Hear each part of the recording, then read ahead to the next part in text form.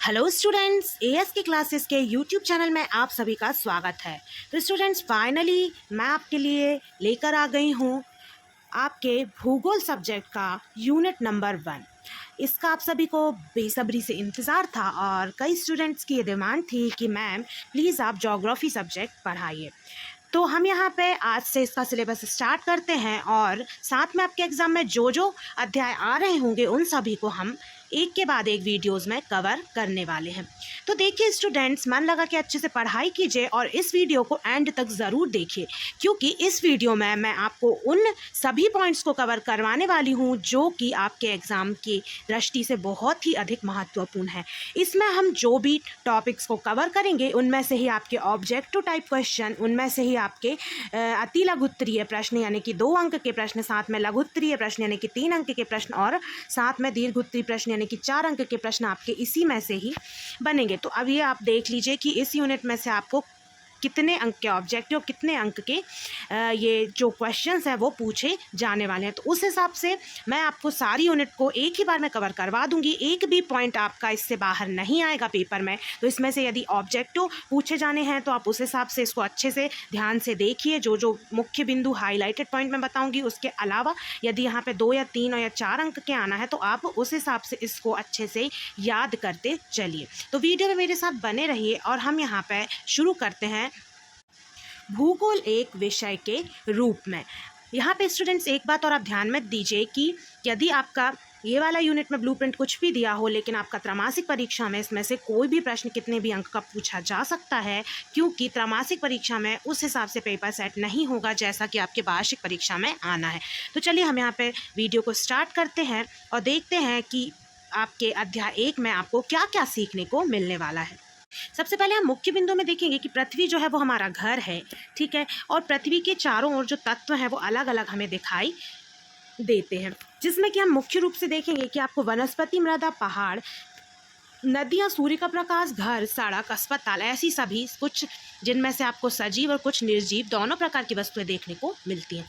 इनमें से बहुत सारे जो तत्व हैं वो प्रकृति के अंग हैं, जबकि कुछ मानव निर्मित हैं जिसको कि प्रकृति के सहयोग से बनाया गया है। प्रकृति के तत्व जो होते हैं उन्हें प्राकृतिक तत्व कहते हैं, जबकि जो मानव निर्मित होते हैं उन्हें मानवीय या फिर सांस्कृतिक तत्व कहते हैं। इसमें से आपको ऑब्जेक्टिव टाइप क्वेश्चन पूछा जा सकता है। अब यहाँ पे एक बहुत ही महत्वपूर्ण बिंदु है, वो इरेटोस्थेनीज।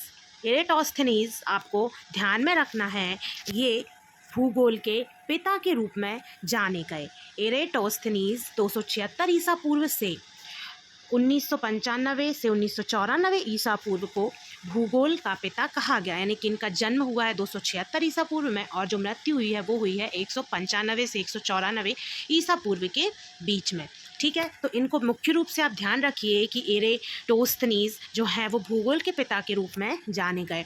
उसके बाद फिर ये जो थे वो यूनान के गणितज्ञ भी थे, भूगोलविद भी थे, खगोलविद भी थे, संगीत और सिद्धांत कार, साथ ही साथ ये कवि भी थे।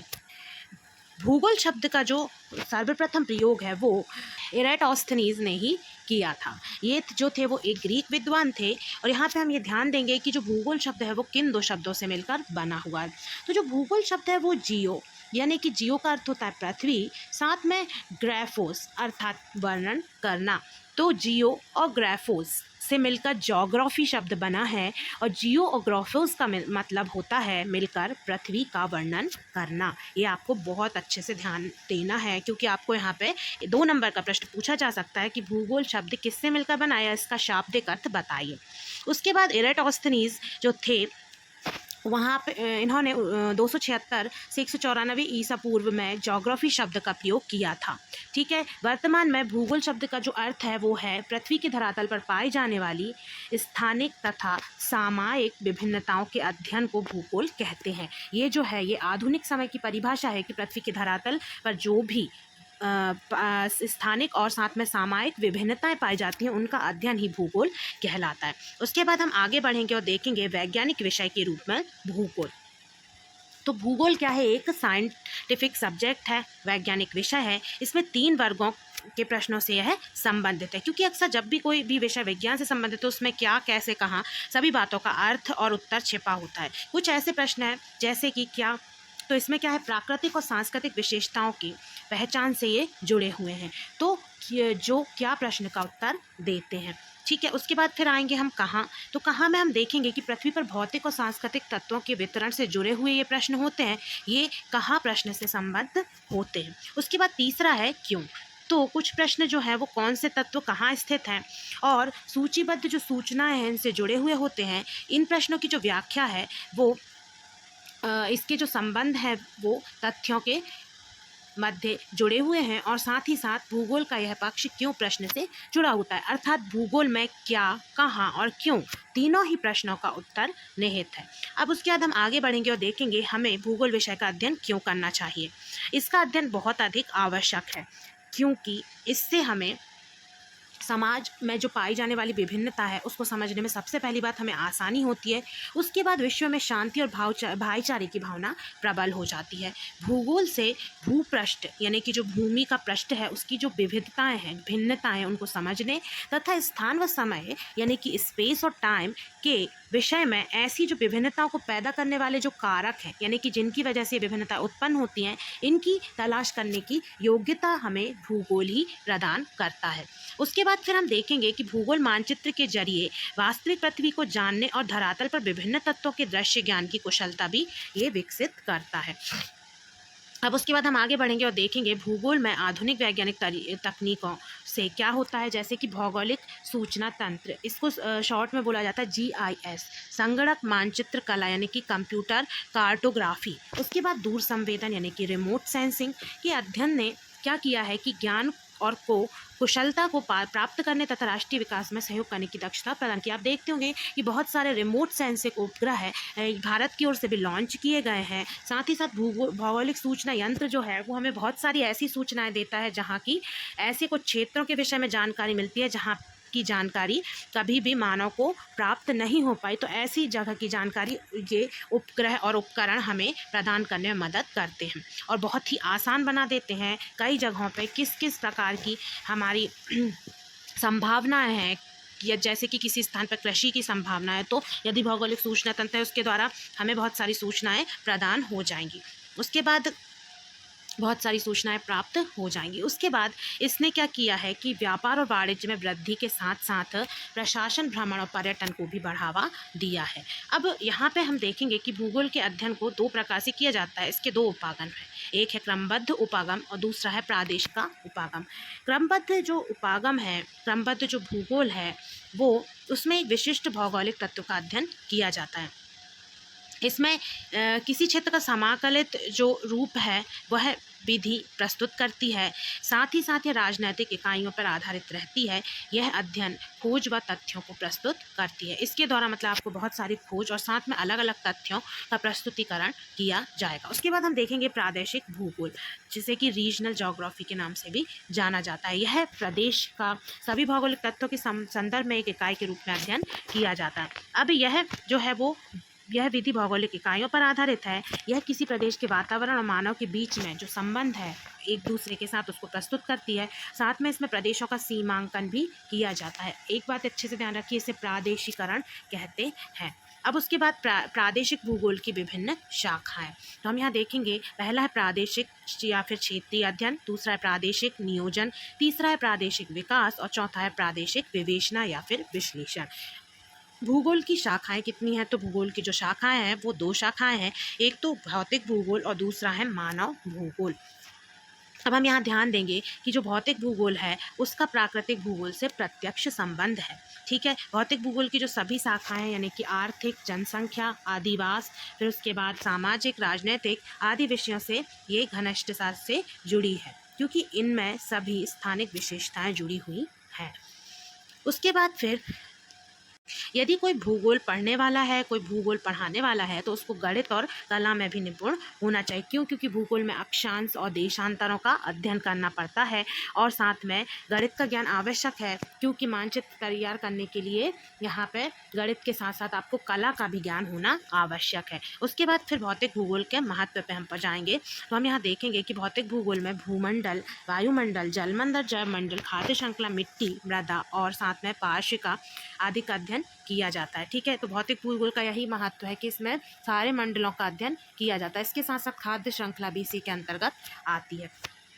अब उसके बाद यहाँ एक महत्वपूर्ण लाइन है कि जो भौतिक भूगोल है वो प्राकृतिक संसाधनों के मूल्यांकन तथा प्रबंधन से जुड़े विषय के रूप में विकसित हो रहा है। ये भी आपको एक खाली स्थान में पूछा जा सकता है। सतत विकास के लिए यानी कि लगातार विकास के लिए भौतिक वातावरण का ज्ञान बहुत अधिक आवश्यक है।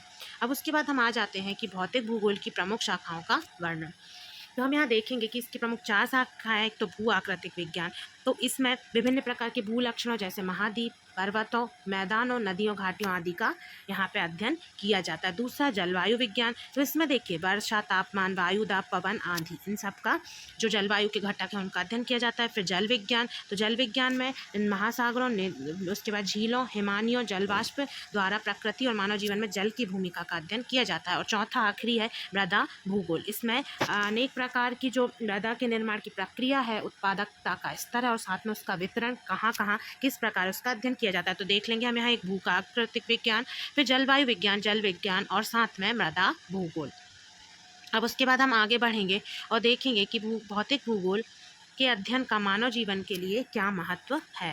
तो हम यहाँ पे देखेंगे कि इसमें सबसे महत्वपूर्ण तथा आधारभूत जो शाखा है वो भूमंडल, वायुमंडल, जलमंडल तथा जैवमंडल के अध्ययन से संबंधित है। भौतिक भूगोल के ये जो सभी तत्व हैं उनका विशेष महत्व है क्योंकि मानव की क्रियाकलापों को ये सारे तत्व प्रभावित करते हैं। उसके बाद फिर हम आएंगे कि जो मानव भूगोल है वो क्या है। तो हम देखेंगे कि जो मानव भूगोल है वो भूपृष्ठ पर मानवीय तथा सांस्कृतिक तत्वों का अध्ययन करता है। जैसे कि मानव निर्मित जो घर हैं, गांव हैं, कस्बे, नगर, रेलवे, सड़कें, पुल आदि मनुष्य के द्वारा बनाए जाते हैं और ये सारे मानवीय तत्व कहलाते हैं। इसलिए मानव भूगोल बहुत ही विस्तृत विषय है। अब उसके बाद हम देखेंगे कि इसमें निम्नलिखित शाखाएं आती हैं जिसमें कि सांस्कृतिक, सामाजिक, जनसंख्या, नगरीय, ग्रामीण, आर्थिक, कृषि, औद्योगिक, राजनीतिक, व्यापार एवं परिवहन भूगोल। देखिए जो मैं पॉइंट्स बता रही हूँ इस यूनिट से यदि कोई भी प्रश्न आता है या कोई भी ऑब्जेक्टिव आता है वो आपका इसी से ही बनने वाला है। तो वीडियो को एंड तक देखिए, साथ में वीडियो को लाइक और शेयर करना मत भूलिए। आगमन पद्धति, अब देखिए यहाँ पे एक पद्धति के बारे में बताया गया है कि जो आगमन पद्धति उसके अंतर्गत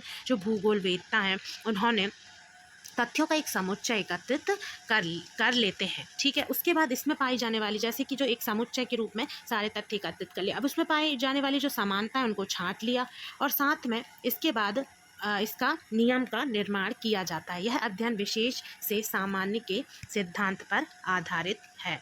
ठीक है, तो इसमें क्या होता है, विशेष जो चीज़ है उससे सामान्य का अध्ययन किया जाता है। अब उसके बाद निगमन पद्धति में क्या किया जाता है कि इसमें जो कहे गए आधार पर इसके अंतर्गत जो भी बातें कही गई उसके आधार पर वाक्य से निष्कर्ष निकाले जाते हैं। यह विधि सामान्य से विशेष की ओर है। एक बात ध्यान रखिए कि जो आगमन विधि है वो विशेष से सामान्य की ओर है, जबकि निगमन जो विधि है वो है सामान्य से विशेष की ओर के सिद्धांत पर आधारित है। ठीक है, अब उसके बाद हम आगे बढ़ेंगे और देखेंगे भूगोल किस प्रकार से ऐतिहासिक घटनाओं को प्रभावित करता है। तो हम यहाँ पे देखेंगे सबसे पहले दूरी। तो यहाँ क्या है, दूरी ने विश्व इतिहास को बदलने का एक प्रभावशाली कारक का काम किया है। तो देखिए दूरी भूगोल से संबंधित है और इसलिए ये ऐतिहासिक घटनाओं को प्रभावित करता है क्योंकि जिसमें जो पहला तथ्य है वो हो जाएगा दूरी। दूसरा क्षेत्रीय विस्तार। क्षेत्रीय विस्तार ने युद्ध के दौरान विशेषकर पिछली शताब्दियों में अनेक देशों को सुरक्षा प्रदान की है। फिर है विस्तृत समुद्र।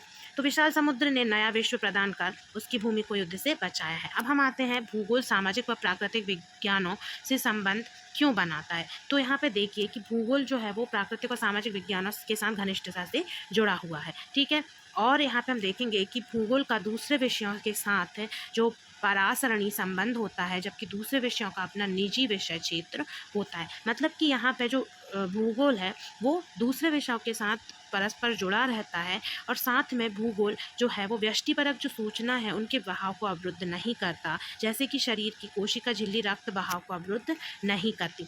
भूगोलवेत्ता जो है वो सहयोगी विषयों से प्राप्त सूचनाओं एवं आंकड़ों का इस्तेमाल करते हुए क्षेत्रीय संदर्भ में उनका संश्लेषण विश्लेषण करते हैं। उसके बाद फिर हम यहाँ देखेंगे जो सबसे महत्वपूर्ण है वो है भूगोल का अन्य सामाजिक शास्त्रों से कैसे प्रकार से संबंध है। तो हम देखेंगे कि अन्य सामाजिक विज्ञान जैसे कि इतिहास, अर्थशास्त्र, राजनीति शास्त्र, समाजशास्त्र, दर्शन शास्त्र और जननांकिकी आदि से इसका निकट संबंध है। उसके बाद हम यहाँ आएंगे कि इतिहास तथा भूगोल का आपस में गहरा संबंध यहाँ पे एक का परस्पर यहाँ पे दिया हुआ है।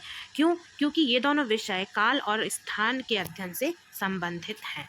उसके बाद राजनीति शास्त्र में हम देखेंगे कि क्षेत्र संख्या, प्रभुसत्ता और साथ में राजनीति भूगोल में एक क्षेत्रीय इकाई के रूप में राज्य और उसकी जनसंख्या के राजनीतिक व्यवहार का अध्ययन किया जाता है। तो ये दोनों भी एक दूसरे से परस्पर संबंधित है। भूगोल की एक उपशाखा है आर्थिक भूगोल, ठीक है, अतः अर्थशास्त्र से भी इसका घनिष्ठ संबंध है, ठीक है। तो अर्थशास्त्र में और आर्थिक भूगोल के विषय में बहुत सारी समानताएं पाई जाती हैं और इसी की प्रकार जनसंख्या भूगोल जो है वो जननांक की से बहुत ज़्यादा घनिष्ठ संबंध है, क्योंकि इसमें भी दोनों ही जो जैसे कि भूगोल के अंतर्गत जनसंख्या और जननांक की जो है वो दोनों ही का अध्ययन एक सा ही टॉपिक से संबंधित है। उसके बाद सामाजिक भूगोल समाजशास्त्र से संबंधित है, ठीक है, और साथ ही साथ जो सांस्कृतिक भूगोल है वो भी यहाँ पे मानव शास्त्र से संबंध रखता है। उसके बाद भूगोल का अन्य विषयों से जो संबंध है तो अर्थशास्त्र में हम देख लेंगे, याद कर लीजिए, आर्थिक भूगोल, इतिहास का ऐतिहासिक भूगोल, राजनीति शास्त्र का संबंध राजनीतिक भूगोल से है, जल विज्ञान का संबंध है जो है वो समुद्र विज्ञान से, जलवायु का संबंध जो है वो मौसम विज्ञान से। इस तरफ जो है वो भूगोल के ही ये शाखाएं बताई गई। फिर पादप और प्राणी जो भूगोल है उसका वनस्पति एवं प्राणी विज्ञान से। फिर जनसंख्या जो भूगोल है उसका जननांकिकी से। उसके बाद फिर पर्यावरण विज्ञान का संबंध पर्यावरण भूगोल से। फिर मानव प्रकृति में अंतर संबंध। तो हम यहाँ देखेंगे कि मानव के अनुकूलन और साथ ही साथ अपरिवर्तन, मतलब कि उसके माध्यम से प्रकृति के साथ समझौता मानव ने किया है। तो मानव का धीरे धीरे अनुकूलन हुआ है और उसके साथ साथ प्रकृति के साथ समझौता करते हुए आगे बढ़ा है। इसी प्रकार मनुष्य का विकास हुआ है।